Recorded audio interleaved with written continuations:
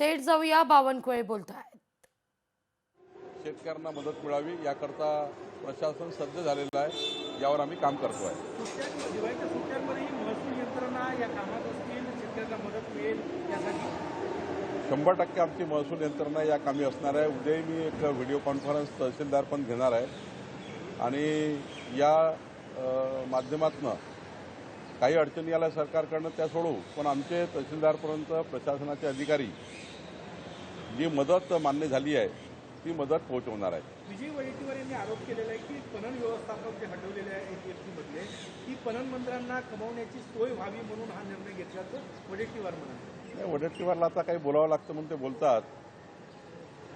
शेवटी विरोधी पक्षात असल्यावर काही ना काही बोलावं लागतं. त्यामुळं राजकीय बोलणं हे सोडून दीपावलीच्या चांगल्या पर्वावर या राज्यातलं राजकीय वातावरण हे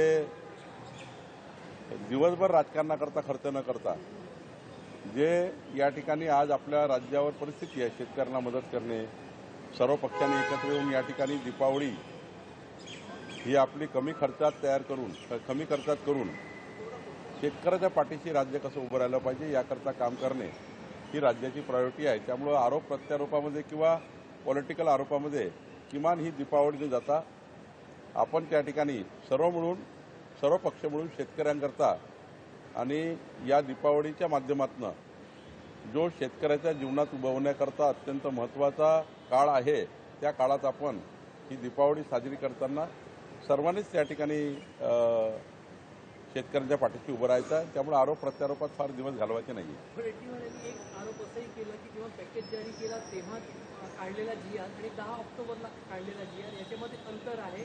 आता सरकार म्हणते की खरडून गेलेल्या जमिनीचा प्रोग्राम 3 वर्षात राबवणार, तर 3 वर्ष शेतकऱ्यांनी वाट पाहायची का? दोन्ही GR मध्ये अंतर करताय. मी आपल्याला वारंवार सांगतो की उद्या वडेट्टीवारची शेती खरडून गेली, उदाहरण एका दिवसात खरडलेली शेती चांगली होणार आहे का? त्याला भराव करता करता करता 3 वर्ष लागतात.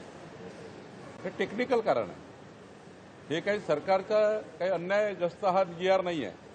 खरडून गेलेली वाहून गेलेली शेती रिस्टोर करण्याकरता 3 वर्षाचा काळ, त्याला मनरेगाचा सपोर्ट घ्यावा लागेल, अनेक कन्व्हर्जनच्या योजना कराव्या लागतील, कन्व्हर्जन घ्यावं लागेल, MRGSचं घ्यावं लागेल, माती मिळवावी लागेल, त्यासाठी रॉयल्टी फ्री केली आहे आम्ही. काही नदीतला गाळ काढावा लागेल, काही नाल्यातला गाळ काढावा लागेल. शेती रिस्टोर करताना 3 वर्षाचा काळ लागतो एखादी शेती वाहून गेली तर. म्हणून त्यामध्ये GR मध्ये स्पष्टता आणली आहे, दुसरं काही नाही.